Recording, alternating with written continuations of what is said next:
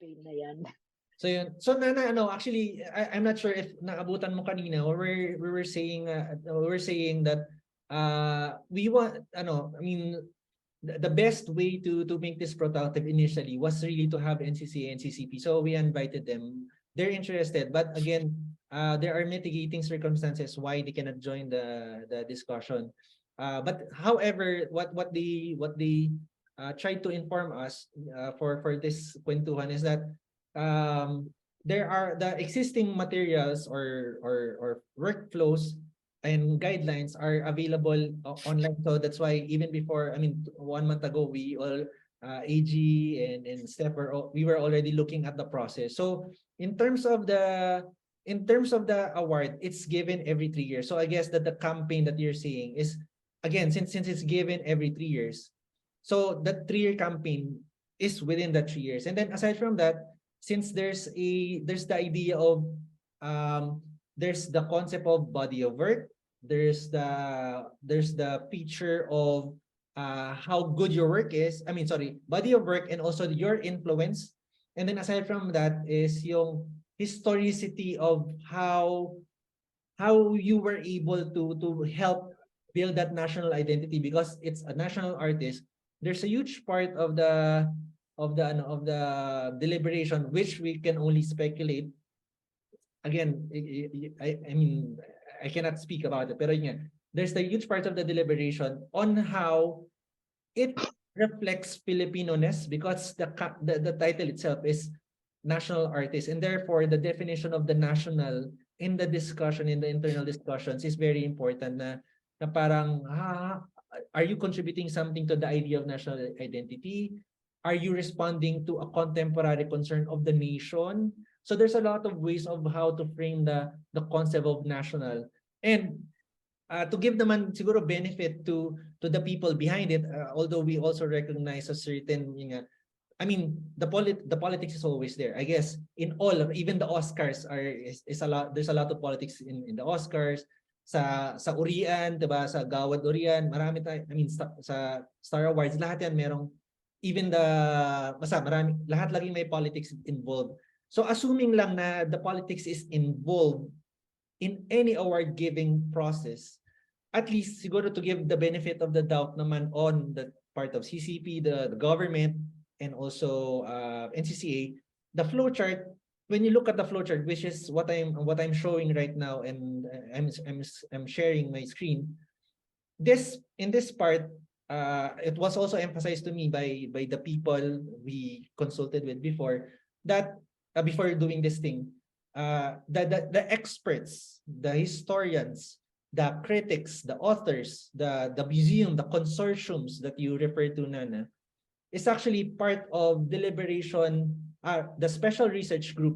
So in a way, there's really the academe naman to give siguro there's academic value or academic weight in the discussion. So it's not purely all politics.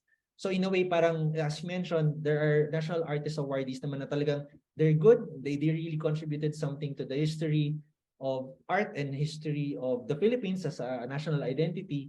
And most of those people are within the special research group. So they're tasked to build a case. Parang sila yung taga to build a case. Yun yung trabaho nila. Parang sila yung lawyers to create a case for this person for that nomination.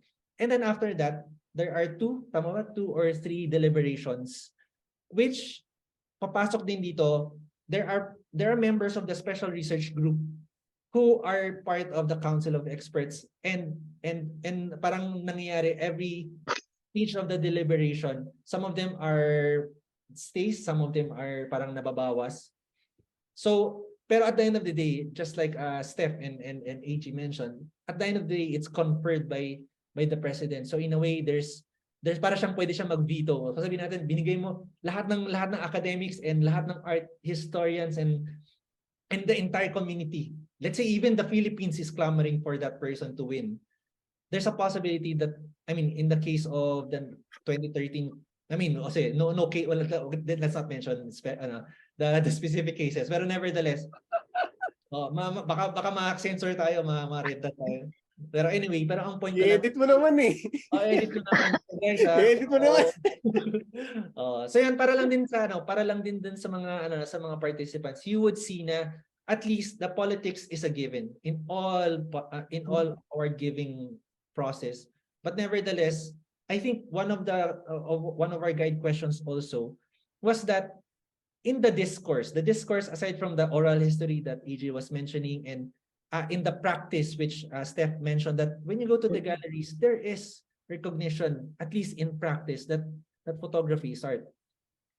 But when you go to the National Artist the Wala. award, may merong jury or merong special research team. And this research team usually gets written work, aside from the body of work itself, the criticism, the literature, the historical context, writings about this person, that becomes part of the deliberation. So question ko ngayon, to make this discussion productive lang, and also to move it forward, is there enough writers, or at least writings, not writers muna. So is there enough writings on the discussion of photography as art, aside from the Western sources? I mean, as teachers, most of us are teachers. We know that most of the texts written for the argument of photography as art is Western-based. In the Philippine context, is there any writing that, I mean, we can bring into the discussion na photography is art, and this is how it should be practiced, aside from Wubin, Guardiola, and Silva? Yun yung silang tatlo usually yung mga references. So John Silva and Jonathan Best. You have Guardiola, so si Juan, which is a Spanish, who made that exhibit sa CCP. And also you have yung contemporary si Wubin na kasama natin isang last month. So given that, is there enough writings, at least literature, to support the discourse? So I'll go to siguro kay Steph muna, and then AG, and then later we'll open the floor to questions para at least din we can manage then the question. So thank you, Nana, for having that input. So later we can go back to your Thank you. Nakinig lang ako kasi interesting itong discussion na to. Tsaka ni-nominate ka pa ni AG, diba? So yeah. So siguro Hindi ko alam yun Ngayon ko lang nakita yung kung sino yung nasa participants list. Tsaka pala na, hi! Yeah, medyo na-late ako kasi Pero so, I think yung interesting is very interesting yung yung question na, is there enough writing or is there enough documentation, at least, diba? Documentation. Yeah.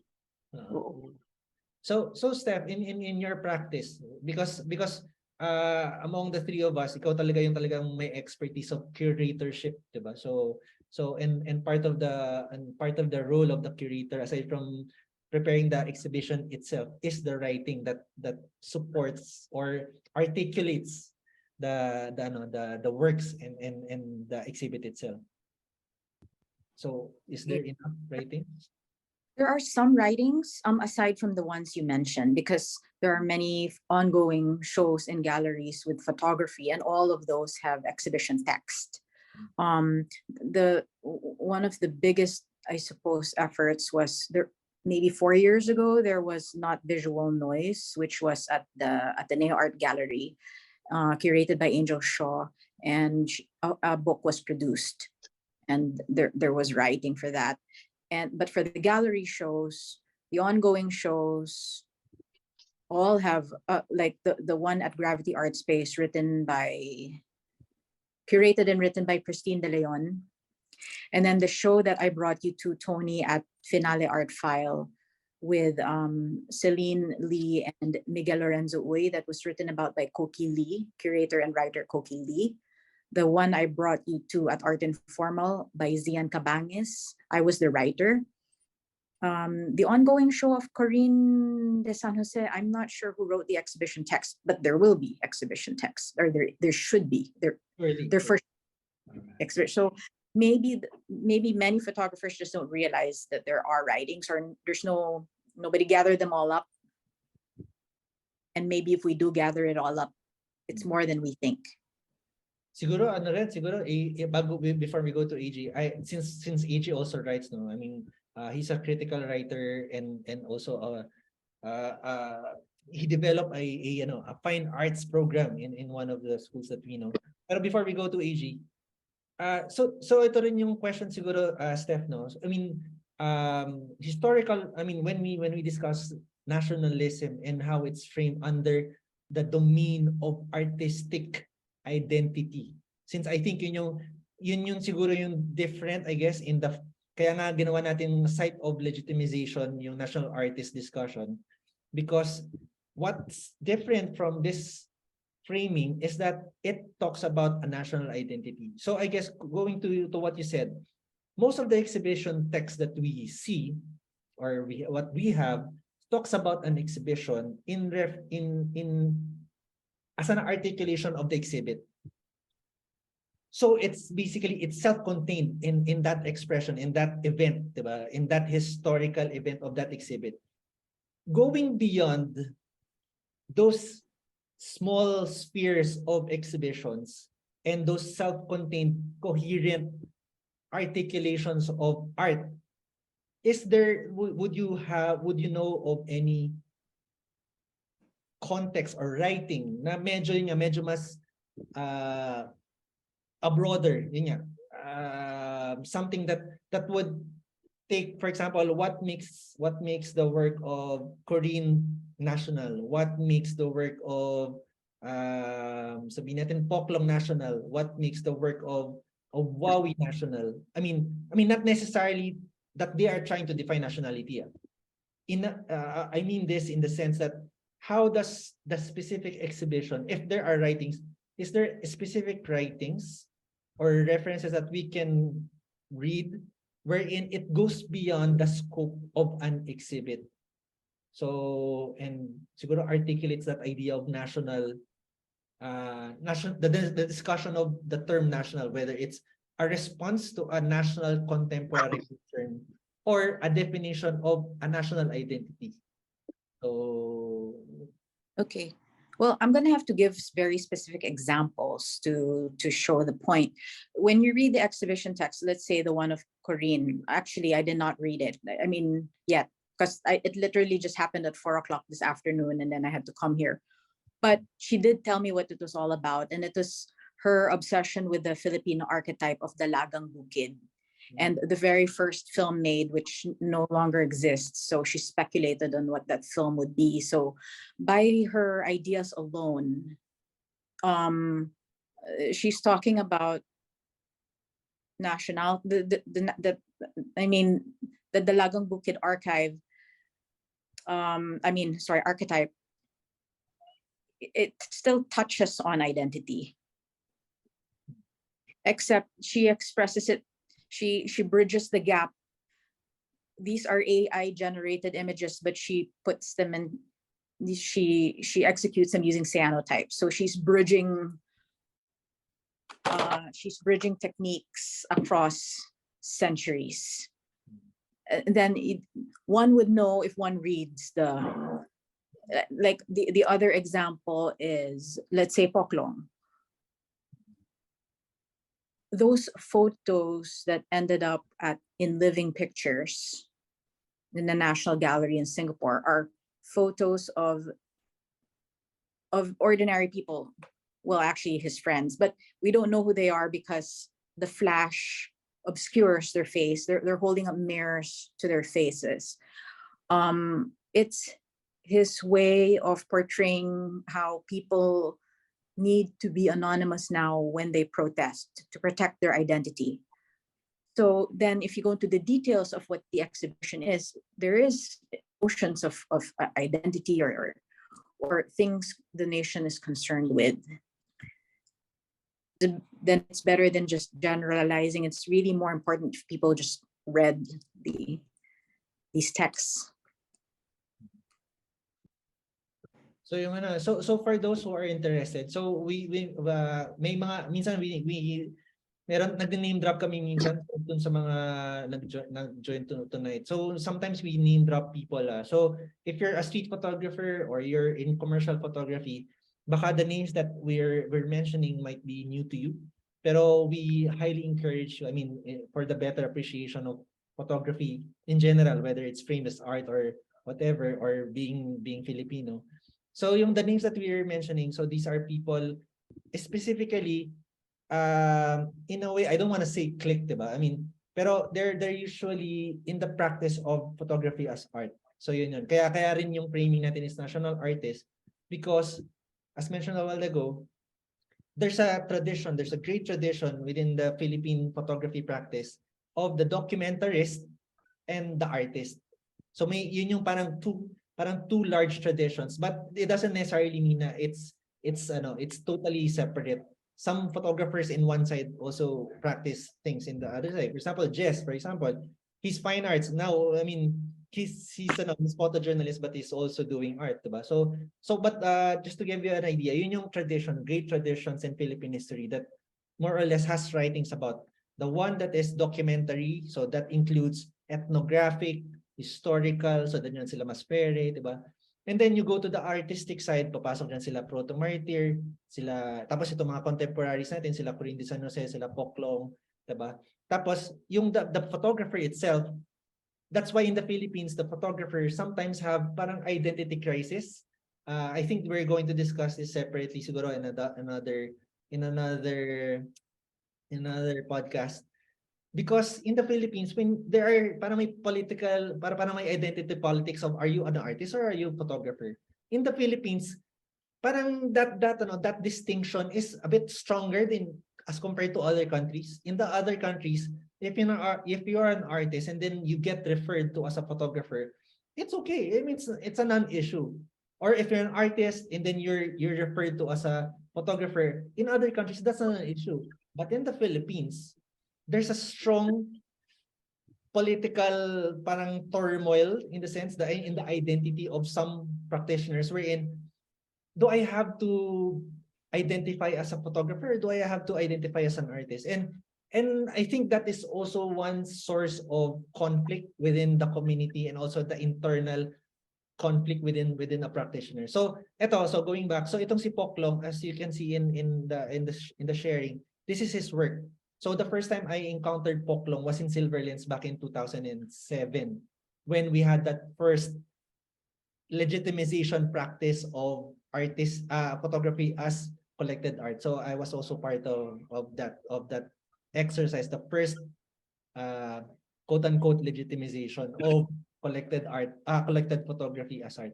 But so you can look up his work. And now Poklong is part of that Singapore exhibit that Stephanie was visited just this week. So and then yun, so ito yung kaya siya anonymity, yan yung title niya. So si AG. So going back, so we're in the discussion of, is there enough written text aside from, I mean, documentation na lang, not necessarily organized documentation. I think in terms of the documentation, Wubin would argue that there are enough documentation. So Wubin is also a writer from Singapore who has come up with a book about Southeast Asian photography. Wubin would probably argue there are enough documentation. However, organized writings and criticism about history, articulations of artistic practice in photography, that is what's missing. So going to AG, since you are a critic, you are a writer, you're a journalist in a way, do you think there is sufficient? And if there's none, how do we increase the army, the writers, yung tayo, I mean, the people who document through writing and analysis? Make it an appealing career. It's not an appealing career, writing about photography. It's not even a career.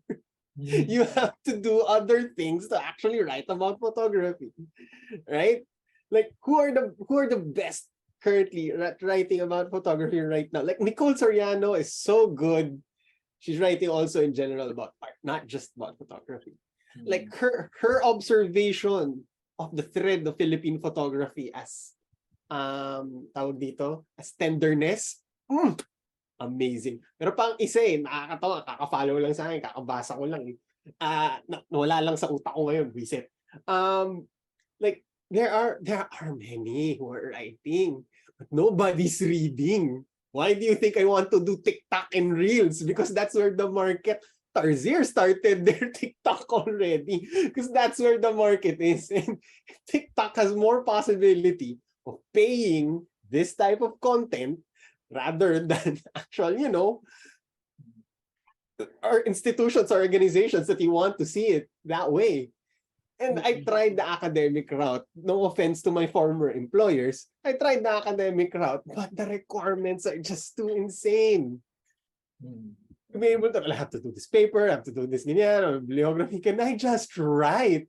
No, you can't. So the gallery route, when you look at it, amazing. Dami.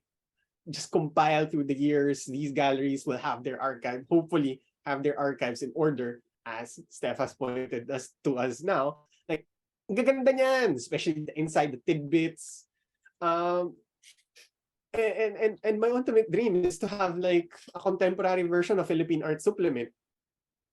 The closest thing we had was Carlos Quijón did something in the lockdown, during the lockdowns.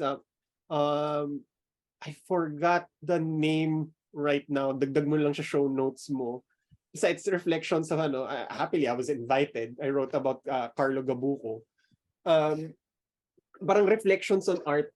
So it's art writing, different So para saan the material is there, it's sufficient, it's organizing the material. Somebody who would do that, somebody ought to. Don't look at me, I don't want to do that.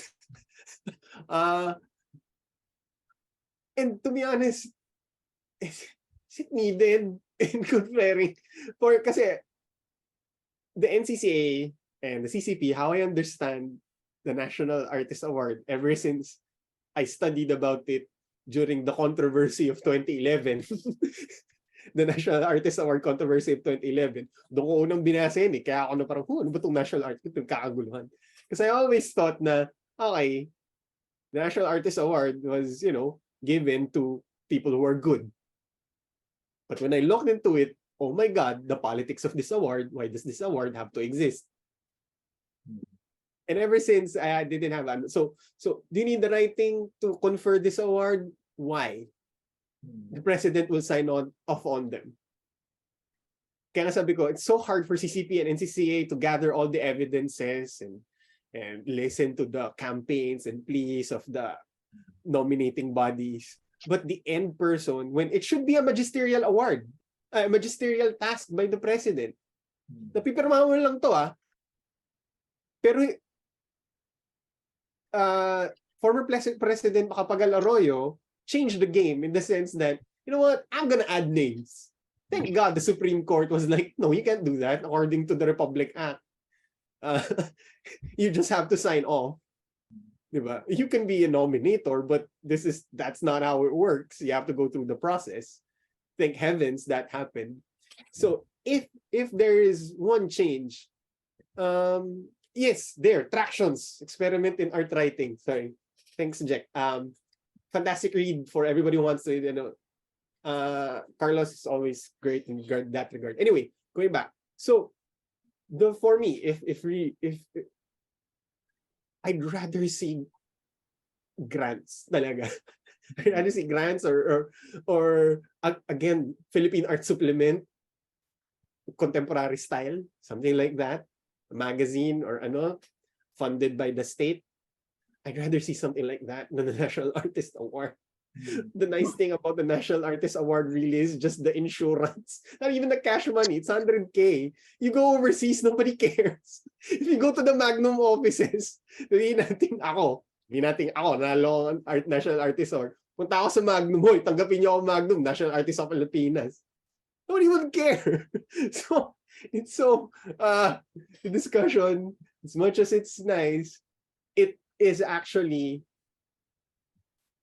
marami siyang nabubuksan. Marami siyang nabubuksan na other conversations that we should be having. One of them is, can somebody compile all the writings? Can somebody do all the archiving?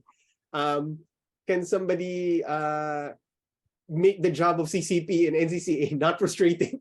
Because they're gonna do all this work. The person like, ay, hindi ko sila trip. Wala national artist ngayon.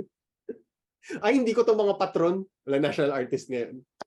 So, kumbaga, if there is a reform in the National Artist Award, at least in the policies and the rules, number one, put photography in the visual arts, not in contemporary art. Minor tidbit thing could be argued ad infinitum.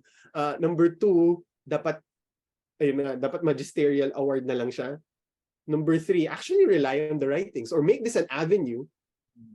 Make this a National Artist Award should be an avenue. Pivot to, ito yung bias natin as educators, pivot it to education na ito yung mga dapat pag-aralan, which is kaya nga siya order ng mga national artists. But let's have a component na kaya sila naparangalan kasi ito yung ginawa nila, ito yung body of work, ito yung writings about them. Which will not be possible if this is just, kumbaga, that's the reform that could be made around the National Artist Award. Na archive of knowledge is not the term I'm looking for. Kumbaga, dagdag natin National Museum. Na sila yung magiging in charge. Dinagdagan ng trabaho. Presidente nag-utos ng ano. Actually,